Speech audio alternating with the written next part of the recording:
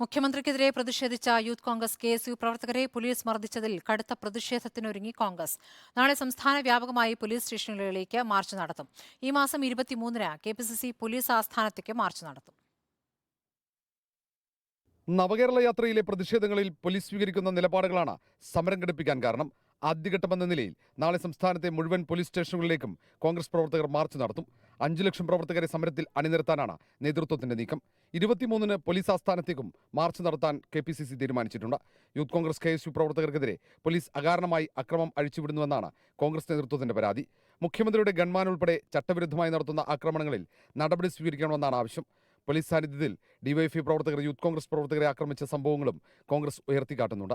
അതേസമയം കോൺഗ്രസ് പ്രതിഷേധത്തിന് മൂർച്ച കുറവാണെന്ന വിമർശനവുമായി കെ മുരളീധരൻ രംഗത്തെത്തി.